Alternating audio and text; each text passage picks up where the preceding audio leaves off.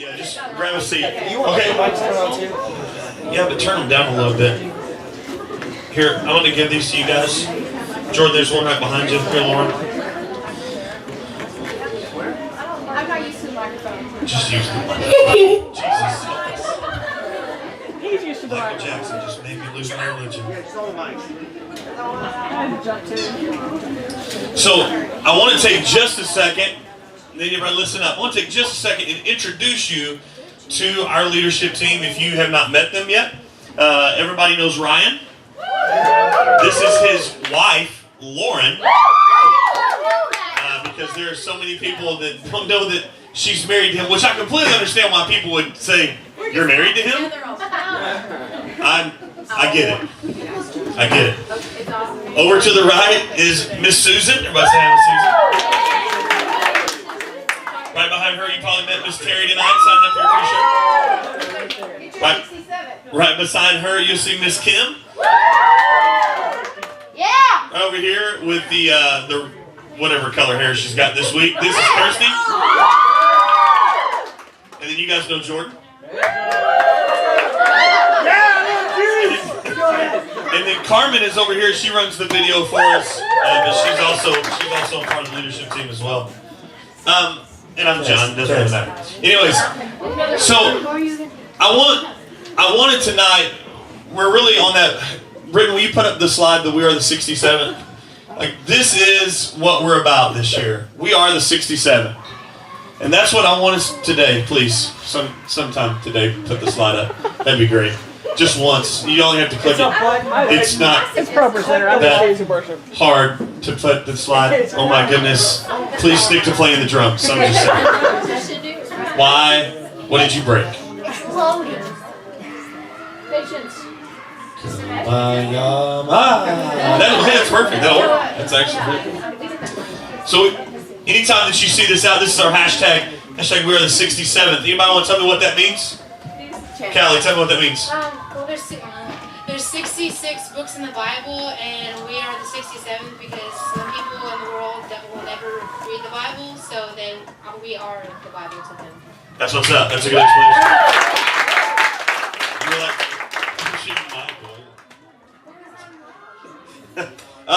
so this is what we're about this year. And this is what I want us to be about from now on. It's being that 67th book of the Bible. So I wanted to figure out a way to kind of keep this going. And I mean, really, Ryan touched on everything last week. Really, I mean, he hit it out of the park last week. Just letting us know how we could do it, what we needed to do to be the 67th. And I think that's really cool. But tonight, I really wanted to bring these guys up. If you were at the retreat with us, we had a little bit of a panel discussion. It was an impromptu panel discussion because things weren't working correctly, which was the whole theme of the weekend. But it was a big hit. It really kind of helped open up for Saturday night. And so what I want to do is I want to open the floor to these guys. I'm going to be as quiet as possible, and that's hard for me, but let them answer. Somebody laughed way too loud about that. And let them answer questions, but you guys have got to ask them the questions. Now, I want you to please, if there are things that you want to know about how to be the 67th, or things that go on in your school that prevent you from being that, whatever questions you might have on your mind, let's do that. Now, listen. Just because I know we've got some that want to be funny, let's make these like legit questions. Don't ask, like, how's your day going? Did you have a boyfriend in high school? Why did you marry Ryan? I mean, I'm just saying, let's don't ask those kind of questions. You don't know how many times I've heard that question. It's funny. But that's right. Let's just get this out of the way. Yesterday was Callie's birthday. Give it up for Callie. That's the big 1-6. So I want you guys to ask the question. So here's how we're going to do this. Listen up. I want everybody in here to have respect for everybody. If somebody's talking, you don't need to be talking. I'm going to come. If you have a question, I want you to raise your hand. I'm going to come to you with the mic because I want them to be able to hear you. Please don't be afraid of the mic. It will only bite you once. And after that, you'll be fine. Okay? One person laughed at that joke. Thank you. Good. I am going to start us off tonight with one question. With one question, and whoever wants to answer this can answer it. But when we started talking about 2 weeks ago about being the 67th with the hashtag We Are the 67th, I want to know what the first thought that went through your mind was. What was the first thought that went through your mind when we started talking about this? Anybody? My first thought was it's how I want to live my life every day. So I'm glad we're calling it a theme. Because you can preach to people all day long, but your testimony is ruined in a minute or less if they see you do something that is not what you say. So it's about how you live. Awesome. I think it puts a cool title. Use the mic. Man, really? You can do it. I have looked last You're such a girl. I think it kind of, do I have to? Yes. I think it kind of puts a cool title on the whole being the hands and feet of Jesus, like not just talking about it or living like it, but not just talking about it. Cool. Lauren, go ahead. It makes me think of that verse in Romans. We talked about it at the retreat. Y'all remember? Can anybody remember? Tell me. Oh. Yes. Talking about being a living sacrifice. That's really what I thought about. Is dying to yourself and living for Christ every day. Sacrificing every day so that people can see Christ in you. That's what I thought about. Yeah. Yeah. It's fine. You might need to sit on the front row from going on the floor. Yes, you can sit on the floor. You're little. Maybe she helps her.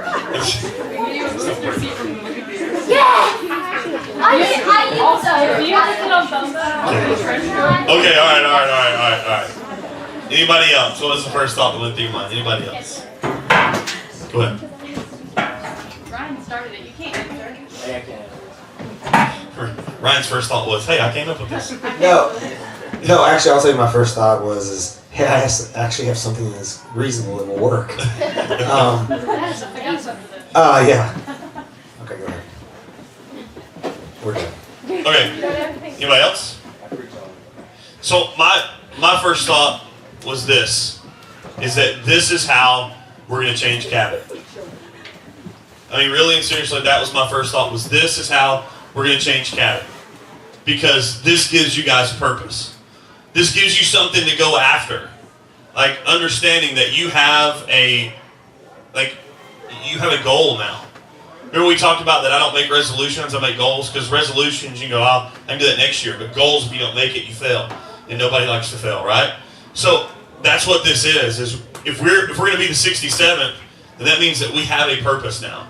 No more just kind of walking around and saying, oh yeah, I go to this youth group. We are going to do something that's going to change. And I mean, you guys can look around the room right now and you can see we have used every chair except for 2 that we have. Because you guys are bringing people. And there's been a few of you that have been bringing people with you. And that's what it's about, is getting them to a place where they can hear the gospel. Even if maybe it's not here on a Wednesday night, maybe it's in an event that we do or whatever, but being that 67th is having that purpose and getting them here. All right, so I'm going to open up the floor for questions. Anybody? So I don't need the microphone. You don't, you've got a big mouth. Go ahead. Okay, so how do you confront people about Christ who don't necessarily believe, or every time you try to, they just say, I don't want to hear you, and just walk off? Like, I know obviously it would be the 67th, but how would you confront them without bombarding them, I guess? Anybody? Well, I don't think that you should come across as, being confrontational, because you use the word confront. I didn't mean it like that. Okay. Just talking about it. Well, I found in my personal experience that the best way to teach someone about Christ is just to be their friend and let them see how you live your life. That you don't have to be quoting Bible verses at them and tell them, well, you need to do this, and Jesus this, and Jesus that. Because that might just kind of scare them away, in my opinion, and that's what's worked for me. I had a very close friend that I met when I was pregnant with Sydney in the Moss class, and she told me when we were shopping together one day, she said, you're really my first Christian friend because everyone gets scared away when I tell them I'm Buddhist. And so I thought that was very interesting. And about 6 years later, she told me that because of me, her friend, her children would grow up to know Christ. And I didn't preach at her. I just lived my life. We did life together. So I just want to encourage you guys, I did not preach at her or quote Bible verses to her. I think if there was an easy answer, then there would be no atheists or non-Christians in the world. I was asked this last week, the same question, and it rocked I was racking my brain the whole time, and it's really it can almost become a cop-out for us to say, be the 67, don't preach at them, just live your life, but it really is, like you were saying, it really is just it's hanging out with people. They will see the difference in you. And then and I've always said this, there's going to be an event in their life where God's going to try to speak to them, and they know it, and they're going to see how you react to it. And that's when you can open the door. Because unfortunately, sometimes tragedy opens the door, or heartbreak, or something opens the door to God, and then you can move them right in there. It's planting those seeds, and then putting some miracle grow on it, and then letting God grow. So. Hey, just a disclaimer, being the 67th doesn't mean that people give you money, Jenna. I have a question. And that is? What gave you the idea for making beer at the 67th? Go ahead, Ryan. That's sure. What gave you the idea to do wear the 67th? All right. Well, Callie asked the question. She said, "How do we proclaim Jesus to people when they are like, shut up, I don't want to hear it. You're stupid. I hate God." And I said, and it hit me right away. I had a professor tell me in college. He was actually speaking to 1,200 teenagers, and he was like, "There are people in this world that want nothing to do with the Bible, but they will read one book, and they'll read one book only, and that's the story of your life." And so he's like, be the 67th book of the Bible. Write that chapter every day so they know what is going on. So that's how we came up with that. That's cool. Yeah. A big part of that is this. It's really easy for us to say that we're Christians, but it's not near as easy to live it. And you got to know that you're going to make mistakes and you're going to jack things up, because that is who we are. But if you didn't, then there wouldn't be a need for the cross. Christ would not have needed to be here. So, allowing people to see you be real and be authentic in the middle of your life, watch you struggle, but at the end of that say, man, it's a jacked up day and it's this crazy stupid world and it's been cruddy, but God is still God. That's a real deal for people who don't know who God is. Just to see you be able to claim, yeah, it's been a crappy day, but I'm staying on my faith. That's cool. Yeah. So the boy I talked about at the retreat, if you weren't there, a little bit of background. He reads the Satanic Bible. He has pictures on his Instagram of burning Bibles and pictures of just complete blasphemy.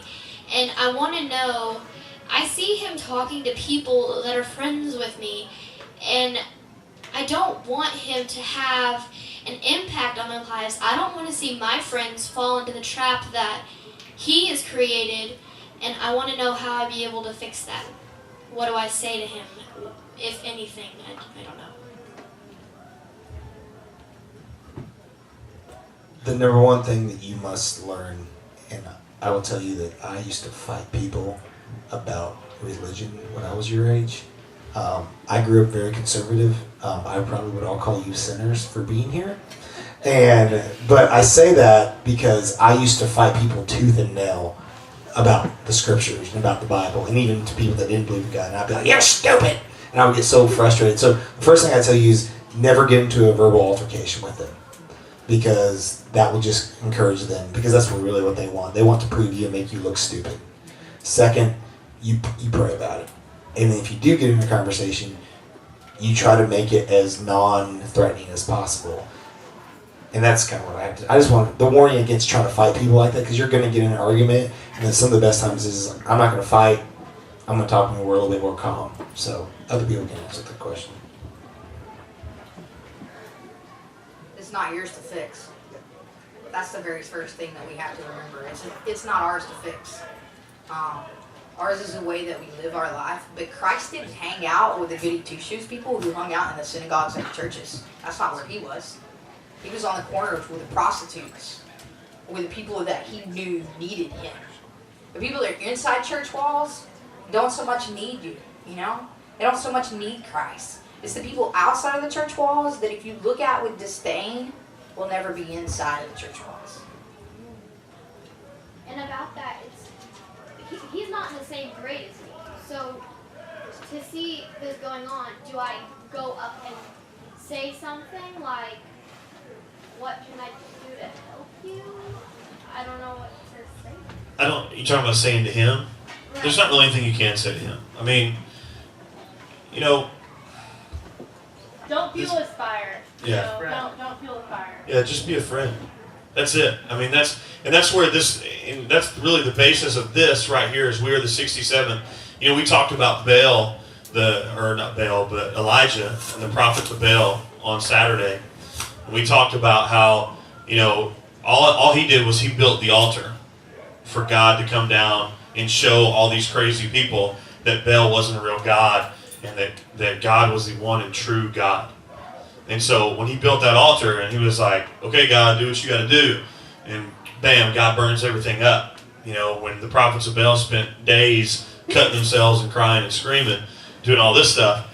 So, I mean, there's nothing that you can say to him that is going to change his mind. But it's what you let God do through you.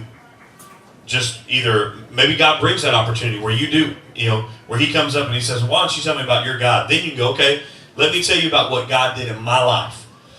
You see, part of that, what Ryan said is writing that book, writing your book, that you're the 67th. You see, your book is going to be different than mine. My book's going to be different than John's and Callie's. And so you've got to write your book, and that is written by what God does in your life. I have stories. You're going to have stories. Let God use those stories to impact whoever, whether it be that friend or who else. You know, because there's going to be an opportunity that comes up where you're going to feel that, okay, this is my chance to tell them what God's done in my life. And that's your ability to plant that seed. And that's your ability to be the 67. Anybody else want to add anything, Kim? I just want to say that, you know, sometimes you don't know what people have been through in their life. Maybe there's a reason why he's acting like that. Maybe it's a cry for help, or, you know, maybe he just needs a friend, something like that. You just don't know why he's posting those things, or, you know, just be his friend and show him love. Maybe that's what he needs the most. Jesus with flesh on. People just need friends. I know we talked about it. Crap. She said with love. I said that with love, thank you. I know we talked about in our girls' room bump thing way late. Like 2 o'clock. That turned me crazy. That was the best thing ever. We talked about it, how a bunch of girls were talking about so-and-so and how this girl's mean and this girl looks at them this way, whatever it was.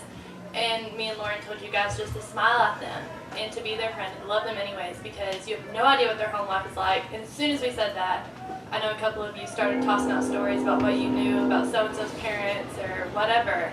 And that's just a prime example. Yeah, so smile. Be nice. All right. Here we go. No, it's the air. Thank you. Do I use this? You have to, Oh my god, why? because it's in your face. Because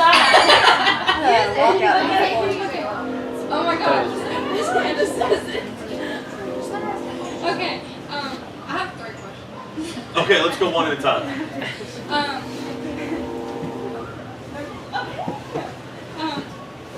I want people to know, like, that I live, like, for God, but I don't, like, every time they say something, I don't, like, God does this, God does that, like, I don't sort of, like, ask a question.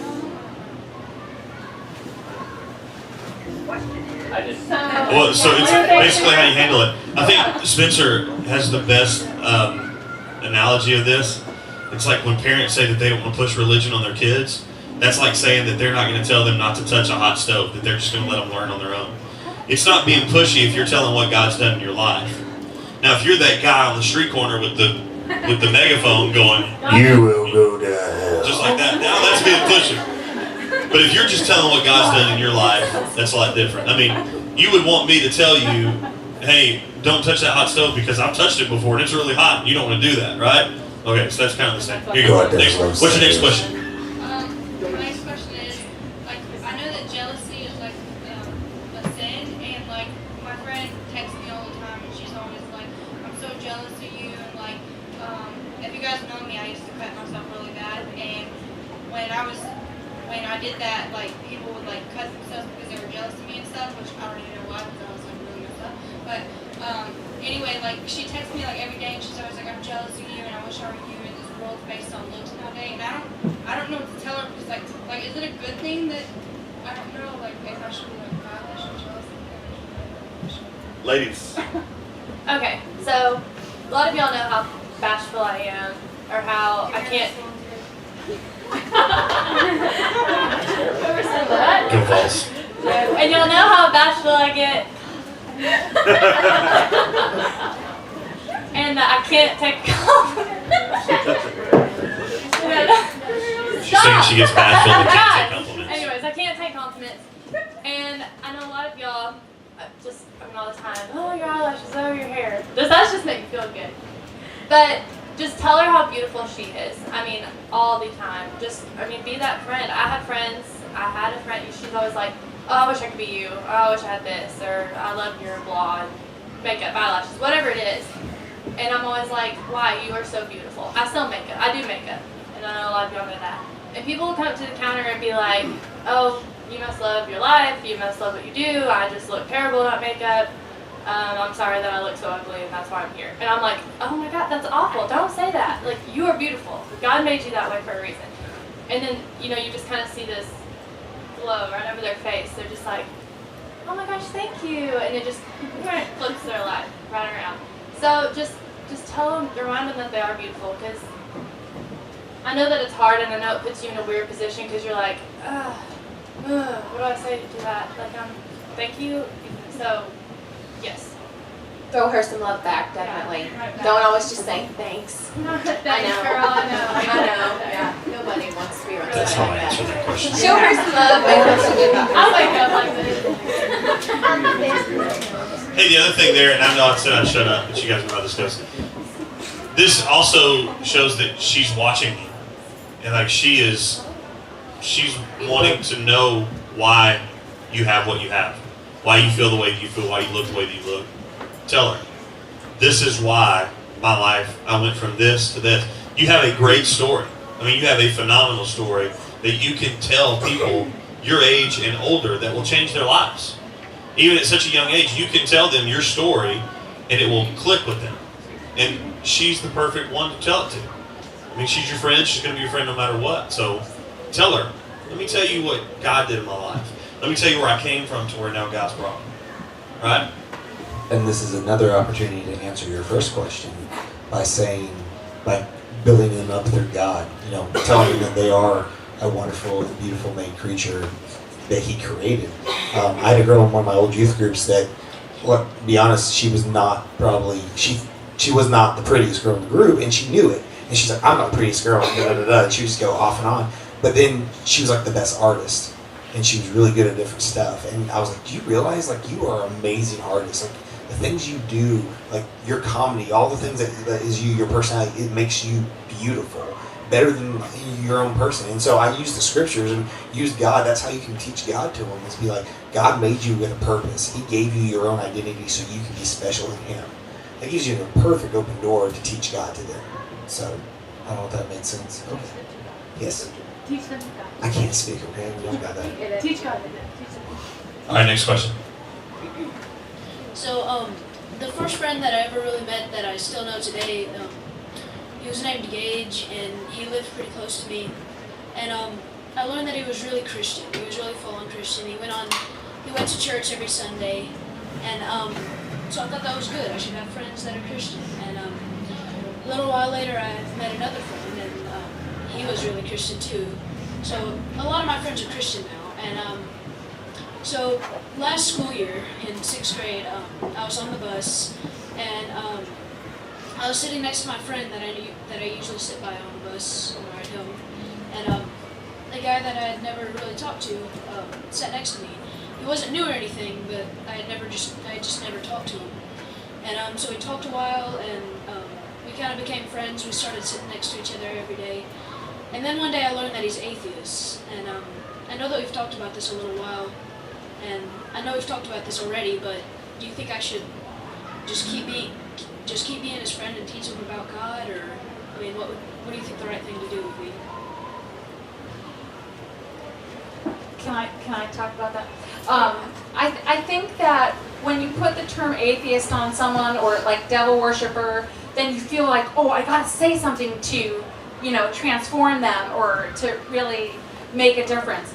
But I think that just being their friend and loving them right where they are is going to speak volumes. And you can't say to someone, you gotta change because, this Jesus guy, he really loves you.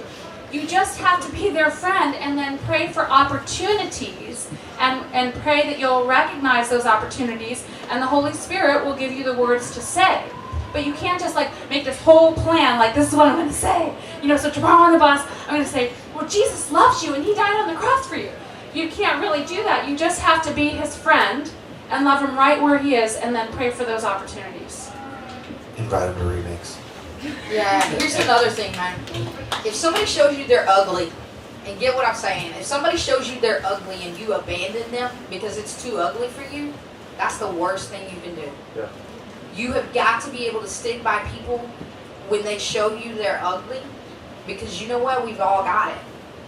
And the reason that Christ was on the cross is because every single one of us have ugly. It's just my ugly is not different. It's not your ugly. And your ugly is not Kim's ugly. Everybody's got ugly. But if you abandon somebody that you have called your friend because you see the ugly, that's a no-win. And if they show it to you, it's for a reason. Because typically you're not going to show somebody something that you wouldn't tell. If I didn't know Lauren from Adam, I wouldn't show her something about myself that I just hated or that I didn't like. Because people hide those things. Exactly. And if they're going to be, show you, you've got to take them and love them and meet them where they're at, or you're going to close that door and they're never going to show it again. And you may be the only Christian that he ever meets that sticks by him when he says, hey, I'm an atheist. Maybe everybody else turns tail and run, but if you're the one that stays, what a testimony is that? So many people like that don't have love and acceptance. So if you were the one person to show them that, you stand out among so many other people. And like what Terry said before, if someone shows you you're ugly, that's a chance for you to be real with them. Show them you're ugly if you're willing to. Let them know, hey, my situation might not be exactly the same, but I was down here, this happened to me, and now my life's like this because God changed my life, So it's a chance for you to be real, because we do all have ugly, whether it's big or small or whatever you think, it's all just ugly to God. And a lot of people that don't understand think that we have it all together. I mean, we've talked about it before. We weren't chosen to be leaders because we're perfect and that we walk on water, because we don't. Yeah. And we No, just we don't. don't. And, I was second. yeah, exactly. And, it's hard sometimes because we feel like we're put on that kind of pedestal, like, oh, well, you don't understand or whatever. Well, try me. Yeah. Ask us about it, we'll tell you. But think about it this way, guys. Every one of you in this room, every teenager in this room, have gone through a period with each one of these leaders where you have to find out if you can trust us. You have to find out if you can trust us before you tell us anything. You guys, I know it took me a year for most of you to even talk to me on a normal basis, let alone tell me your stuff, right? So your friends, it's going to be a little bit different between friends, but your friend needs somebody that he can trust, and that's what you need to be, is to be that person that he can trust. Just like Terry said, because you may be the only person that doesn't tuck tail and run whenever they say he's an atheist. You say, all right, cool, we can still be friends. I like you, you're my friend. But if you build that trust with him, look, people tell their hairdressers everything. Why? Because they trust them. Anybody that has sharp objects near your brain, you trust them. You know what I'm saying? Am I right? People they tell their hairdressers everything. Why? Because they trust them. And so if you can build that trust with them, then hey, you're in. All right, here we go. Absolutely. So I'll just hold a knife to your throat. Don't hold a knife to their throat. Don't really take a knife to school. Stab them with a T, a letter T. Not a golf T, the letter T. Shankers? All right, go ahead. Okay, how do I get my parents to come to church? Because right now I go to church and then my little sister goes with my grandparents, but my parents refuse to go to church. They believe in God, but my mom says that she doesn't necessarily have to go to church to be a Christian. And I agree with her. You don't, but what is it hurting? They'll go occasionally for me, but then one time and they're done. And my mom says that she doesn't go because she's been she can't trust pastors anymore because she's been through so many other bad churches. And I'm like, well, you keep on trying different churches and whatever. Okay, I'm gonna hit that because that's my life. I wish Spencer was in here. So in 2 minutes or less, my parents were church planners, and they planted a church down in Little Rock. And when I was 5 years old, they planted that church, and my dad wound up leaving with the pastor's wife, and the pastor left with a lady in the congregation, stole all the money out of the treasury. My mom and my grandparents were left standing in the middle of a wake of a broken, ruined body of Christ. My mom had 4 kids and she couldn't take care of us, so she gave me to my grandmother because that's how bad it was. And I watched my mom for 35 years hate God. I couldn't make her go to church unless I was doing something that she wanted to come see. But she was coming to church for me, not for who God was and for that relationship.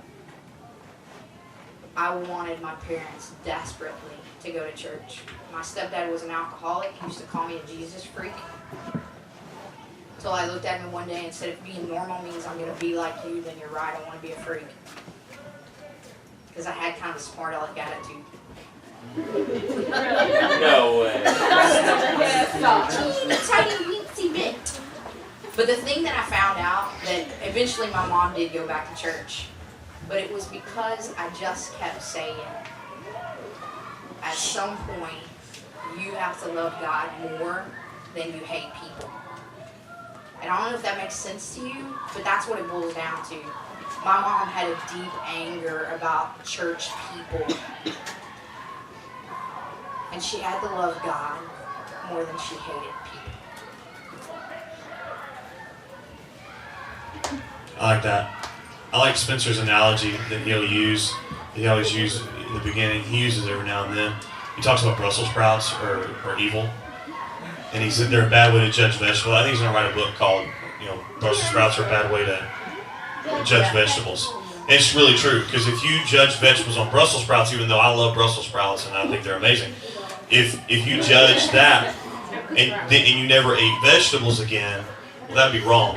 But it's kind of like that. I understand, your mom and dad have gone through some hard things, but if they stop going to a church just because they had a bad experience with a pastor, that's not to say that the next one they go to, even if it's not here, but wherever they go, it's not to say that it's not going to be the greatest experience of their life. I guess my analogy would be this.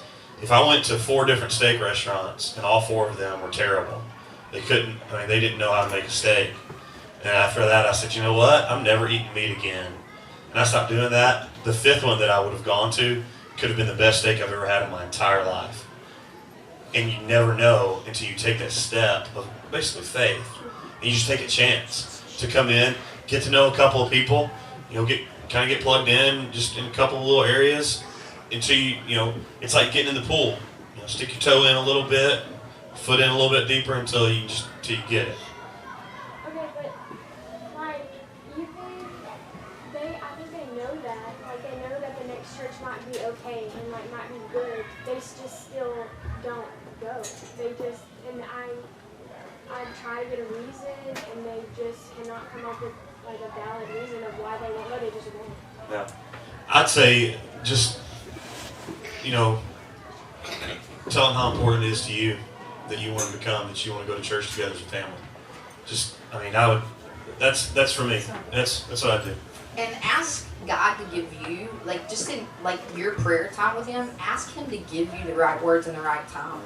Seriously, pray that up. That's a burden on your heart. And God says every time you're burdened, bring that to me.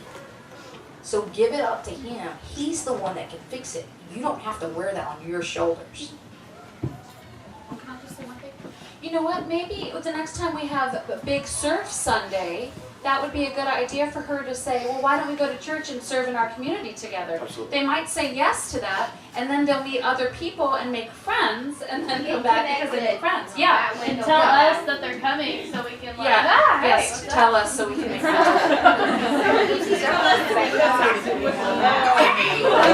What did you say? What did you say, Lauren? I'm plugging the mic, Ryan. I didn't have it. It was Carmen. I just was gonna say it's so easy to come and kind of just come and then leave right away. I think the importance is staying and meeting people and getting connected. Me and Ryan know we've been there where we haven't been that connected, and it just I don't know, it just doesn't feel right. You're just ready to go. Your heart's not as much into it if you don't reach out and fellowship and figure out a way to serve, or I don't know. But if in her parents' case, just meet people, get to know people, and make some friends. Cool. I'm gonna take some more questions. We're almost done. You go. Okay, I have a friend at school who, I don't know how, but she likes to go back and forth between not being my friend and then being my friend, but being the friend is very short and very dislikable. How do I keep being the 67th without trying to push God on her?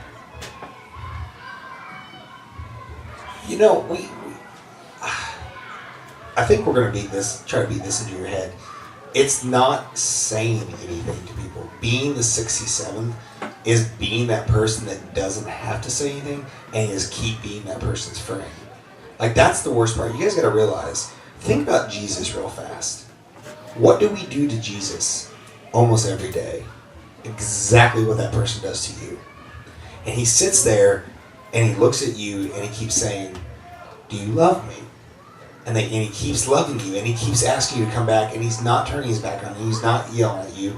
And so you got to kind of equate it as, what is it when you fail, when you sin, or when you turn your back on Jesus on that daily basis that we all have, what is Jesus doing to you? Is he walking off going, that person's stupid, I'll just move on to Parker? No, he's like, I love Parker and I love you just as much. And so when being the 67th is not sometimes having the right answers or the right verbal actions. It has to be how you respond to that person in your actions. It's loving them. That person's, listen, I have a friend that I call a best friend. And I'm such a bad friend, I forgot his birthday yesterday. But I will say, I just remember that, I got text messages. But I have to tell you this. He is the most annoying, self-righteous person I have ever met. God put him in in my life to teach me patience. Okay, he swung a baseball bat at my friend and almost got me stranded in Europe and left me. But the thing is, it's actually a pretty funny story. Oh, there was a lot of things. It's just at one point I thought I hated him, but then I realized that God put this person in my life. He was so hot and cold. Love me one day, hate me the next day. Love me one day, hate me the next day. But I just kept trying to be his friend, and I had to pray for patience. Except for forgetting his birthday, we have a pretty good relationship now. So it's just it's not so much words as it is actions. We cannot express that. Sometimes it's not saying anything. And us as Americans, as people, we want to talk. My bad. Go ahead, Kirsten. My best friend in the whole wide world, growing up since the 3rd grade when I met her, we have been off and on. Our friendship is hot and cold. There's never just a happy medium. It's just whatever. So when she got older, she finally started realizing that was all her fault. That's true. But it's fine because she comes around, and you just have to, if you keep loving them and being there for them anyways, like all of us have said, they will come around, and they're going to realize that you're the only constant thing in their life. And that's exactly what they need. And the older she gets, the more she realizes. And now it's to the point where I know if I give her 20 minutes, that's it. She comes around every single time. And she's moody, and it sucks. And when we fought this week, but she's my best friend because we can fight. if you have one of those people you're too scared to make, they're gonna get mad at you. They ain't your real friend, sorry. And so now it's to the point where she's gotten older and she's gotten over it. I mean, 7th grade to 21, it's a big jump. Believe it or not, it really is, and it'll change. All right, last question. If you have any other questions, you can. Oh, Carmen had something. Oh, go ahead, Carmen. What I hear from a lot of you and a lot of people when they talk about things like this is a bit of frustration because you've got that burden in your heart because you want them to go to heaven, but you're frustrated because they're not listening to you. And what I have to say to that is patience. And I know I know I'm old and saying patience is like going way over your head back there, but I have to tell this story. This is one of my successes. I had a boss who was not a Christian. In fact, his life was really too good for Jesus. And when I say that, things went well. He was well off. He was successful in his job. There wasn't any bad things happening. He had a good girlfriend. And he just didn't need Jesus in his life. So, but every once in a while he would say things to me like, you don't really believe in a 6,000-year creation. And I'd be like, give or take 10, I don't know. So when I first went to work for this guy, he said, I'm going to blame you for a lot of things that are actually my fault so that I look good. Because that's what I need to do, is that my job is I need to look good. He was a real estate agent.